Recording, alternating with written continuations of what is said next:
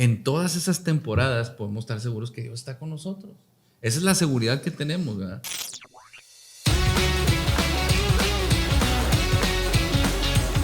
Al principio decía, bueno, dependiendo la persona de cómo es, yo le digo, bueno, acuérdate del pasado. ¿Cómo saliste? ¿Cómo Dios te sacó? ¿Qué aprendiste de ahí? Porque como dice la palabra, dice, Dios tiene pensamientos de bien. Nosotros creemos lo que es mejor para nosotros. Pero dice Dios, no, esto es lo mejor para ti. Dios usa las enfermedades, no te las manda. Él las usa para forjar caracteres. Yo lo que decía es específicamente es cómo uno, o sea, enseñarle o no enseñarle, porque no somos maestros, no, sino de propias, de vivencias, decir, oye, ¿sabes qué? Bueno, me ha tocado quebrarme, me ha tocado estar en el pozo más abajo, metros más abajo, me ha tocado sí preguntar y decir, pero ¿cómo puedo volver a tomar la mano de Jesús y decir, ok, vuelvo a tener esa esperanza, vuelvo a tener fe, pese a que acabo de enterrar a mi papá, a mi hijo, ¿sí me explico? Perdí todo en la pandemia. Conozco gente, de verdad, no, con lo que tú dices es, oye, perdieron un ser querido, pero aparte perdieron el negocio, perdieron casa, se quedaron en la calle. Y estoy hablando de ejemplos de la pandemia. Y tengo gente en Instagram que me dice, ¿cómo has salido adelante tú? Porque yo no puedo. Y estoy aquí, en este pozo. Pero te veo, ¿cómo le haces? Entonces, yo les digo, es que, ¿sabes qué? No tanto yo les digo que va a pasar. Yo les digo, yo volteo al cielo nomás, o sea, no veo a otro lado, o sea, yo volteo al cielo y mi mirada está puesta en Jesús y yo siempre digo, Jesús, tú lo vas a hacer otra vez, o sea, ya lo hiciste antes, lo vas a volver a hacer otra vez en mí y en toda mi casa. Y te creo, y con lo que tú dices es, te creo y te creo ciega, ¿no? O sea, Mira, yo creo que hay varias cosas que, fíjate, justamente hace unos días estaba platicando con alguien que me decía igual, que estaba pasando un proceso difícil. Entonces yo les decía, mira, es que número uno es entender pues que la vida así es, ¿verdad? Todos quisiéramos tener puras temporadas buenas. Exacto. Pero la realidad es que en la vida, como decías tú, pues en las temporadas buenas y en las temporadas no tan buenas o en las temporadas malas pasamos esos procesos.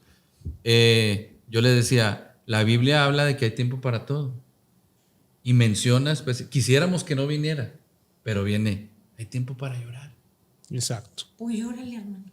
Hay tiempo, ¿verdad?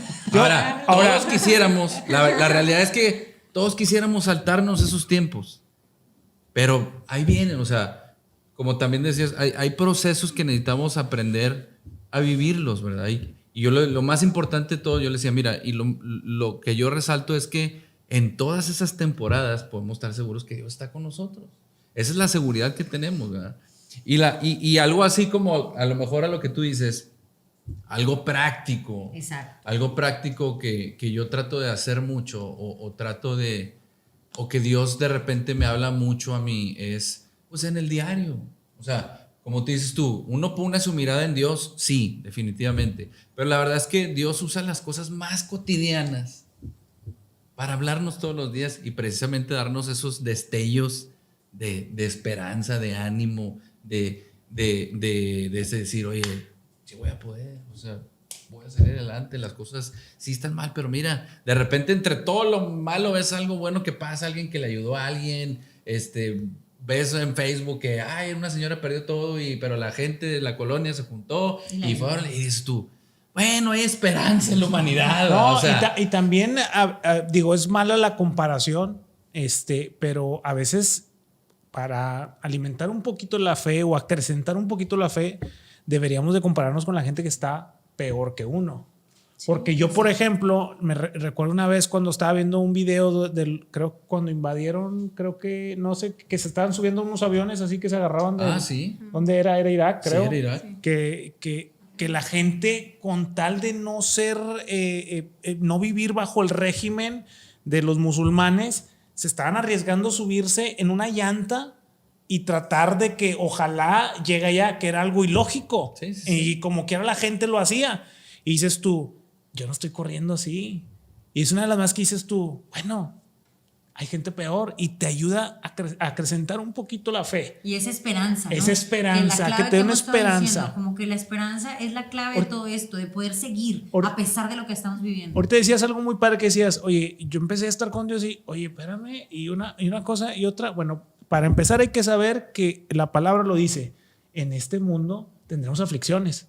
Jamás nos promete que no vamos a tenerlas. Sí. Nos Pues no dice, se vale, es ahí donde yo... Es que muchas No. de esas aflicciones también son provocadas por nosotros mismos, Exacto, nuestros sí. comportamientos y todo Cien. eso. Entonces, sí, pues, es pero por inevitable. ejemplo, a lo que voy con esto es de que hay gente que piensa que estando con Dios todo le va a ir bien. A mí me pasa de repente con los jóvenes que apenas están portando bien y apenas van así, van y lo que es que, ¿y por qué esto? ¿Y por qué lo otro?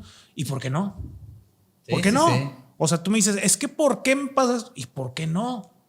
¿Qué te hace a ti tan especial para que no pases por nada de eso? Entiende, estás forjando un carácter. Ahora estoy hablando con jóvenes que a lo mejor, no sé, no le está yendo bien la escuela o quizá el trabajo que quisieron, se lo negaron. O sea, cosas dices por tú, el tal vez estilo. no son problemáticas tan fuertes. Pues. Quizá porque yo digo, bueno, ahora habla con un papá que acaba de perder a su hijo. Lo único que le puedo decir es, mete con Dios porque tienes la promesa que lo vas a ver, lo vas a volver a ver. Me explico. Una vez yo me acuerdo que estaba platicando con un amigo que su sobrino de como un año o algo así, que había fallecido y él estaba enojado con Dios. Y le digo yo, mejor vela, tienes que cambiar las cosas, decir, me dio un año para gozarlo. O sea, tú estás viendo, yo le digo, a ver, para empezar, ¿por qué no si es de él? Para empezar, ¿por qué no se lo puede llevar él si le pertenece a él? Porque todos tenemos hijos aquí, yo creo Y que está bien segunda, duro. no, Sí, yo lo sé, claro, pero claro. yo digo, ¿por qué te quejas de que tu sobrino se fue? Yo le digo, ¿por qué no? O sea, todos tenemos un tiempo en nuestra vida. Hay gente de 100, hay gente que 1. Me explico, pero yo entiendo ese dolor y yo le digo, mejor te conviene creer que lo vas a ver. Claro. Para eso tienes que creer en Dios. En Dios, O sea, no exacto. hay